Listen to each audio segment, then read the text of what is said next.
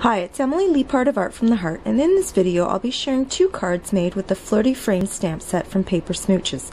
This stamp set works with the dual die 1 and dual die 2 dies, as well as the frame 1 die. The frame with the lattice at the top coordinates with the dual die 1 die on the left, and the frame with the swirls on the bottom coordinates with the dual die 2 die on the right. This stamp set comes with two large sentiments that you can use on their own, or you can add the little U word to them. There are 4 hearts and a balloon for decorating the inside of the frames or embellishing the remaining white space on your cards. The first thing I did was die cut both of these frames from watercolor cardstock. I used the Tim Holtz Distress watercolor cardstock. This cardstock is super white, has texture on one side, and is smooth on the other side. It's absolutely beautiful, and I'm sure you'll fall in love with it just like I did. Now I'm going to stamp the frames on their respective die cuts using Versamark watermark ink. For this first frame I'm using Hero Art's white embossing powder. Since it's white on white, it's hard to see on camera, but once I start adding color, you'll see how the beautiful lattice pattern comes to life using the emboss resist technique.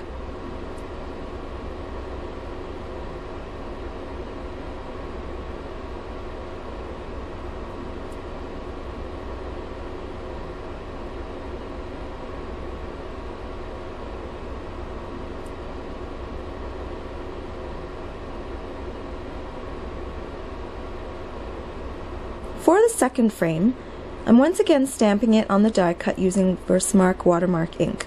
This time I'm using Hero Art's gold embossing powder for a completely different look. This color will lighten slightly to a beautiful gold when I heat set it.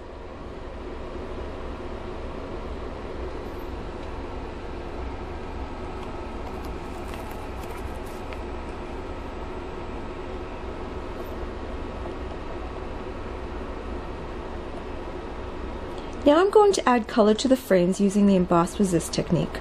For the first frame, I'm going to use spicy marmalade, worn lipstick, ripe persimmon, festive berries, and scattered straw distressings. Using a blending tool, I'm going to add color to the frame. For those of you who are new to this technique, resist emboss means that the heat emboss sections are resisting the ink. The ink only shows up where there is no heat embossing. Once that's done, I have a pretty blend of 5 colors on the frame.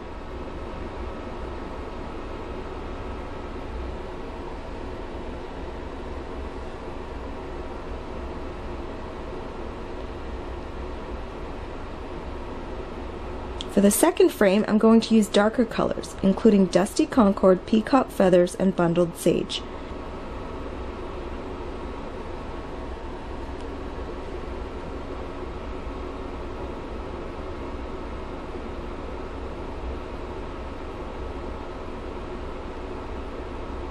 When I finish blending my colors into the frame, I take the mister bottle and add water to the inks to create a watercolor look.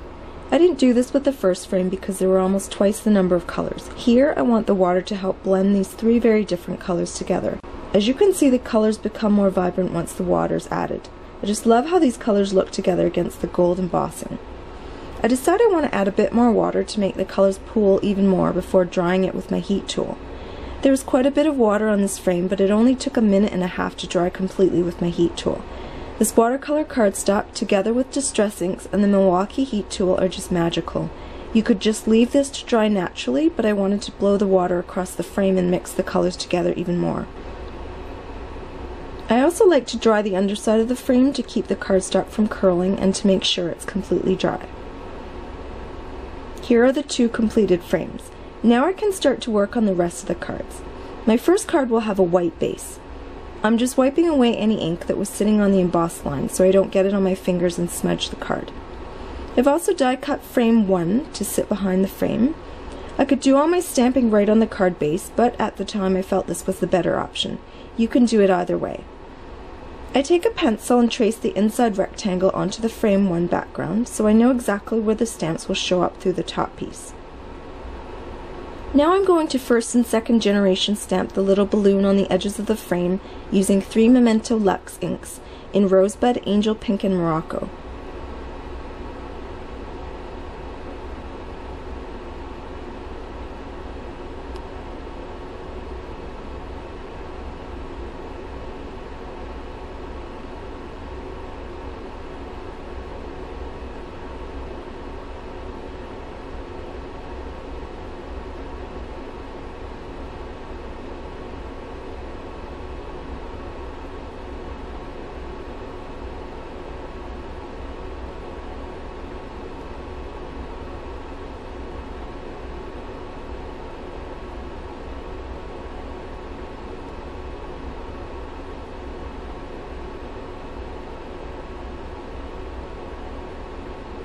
Once the balloons are done, I take VersaFine Smoky Gray pigment ink to stamp the Celebrate sentiment.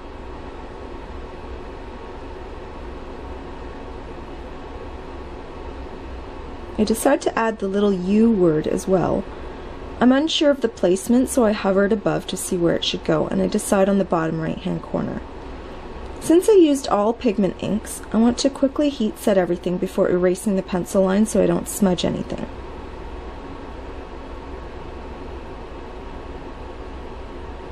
Now I'm going to adhere the top piece onto the background with foam tape and adhere the whole thing to the card base.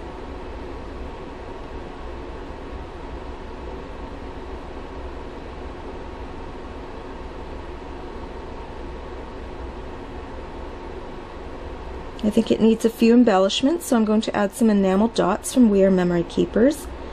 These are hoard worthy, but I decided that I'm not going to do that since there's always more to buy. This is the Warm Shape collection, and they also come in cool and neutral colors. I always apply rhinestones, pearls, and the like with a craft knife so I don't get fingerprints on the adhesive. I want them to retain their stickiness, and the knife also helps with precise placement. I'm going to add 2 dots to opposite corners of the frame and then add some mini wood veneer stars from Studio Calico. I would normally adhere these with glossy accents, but my nozzle is permanently clogged, so I'm going to use a multi-medium from Ranger. Now my card is done. All the colors on the frame itself tie in nicely with the inked balloons and the enamel dots.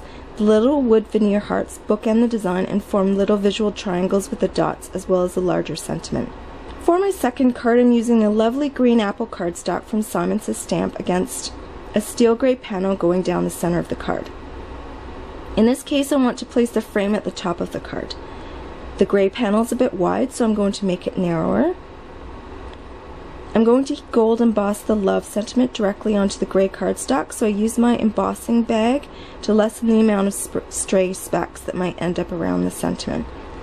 Again, I use Versamark watermark ink to stamp both parts of the sentiment and sprinkle gold embossing powder onto that. After heat setting, you can see that there's one speck of gold above the letter E. I'll remove that later. Now I'm just adhering the gray panel to the card base. I add foam tape to the frame and adhere that to the card.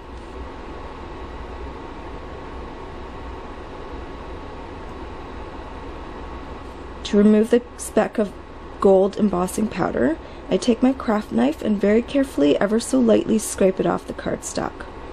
Once that's done, you'd never know it was there. And now my card is done.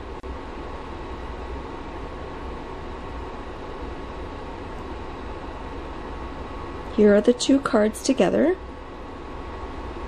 You can see how easily it is to get different results from this Flirty Frames stamp set, as well as the many occasions you could use these stamps for, from birthday and congratulations to wedding and anniversary events.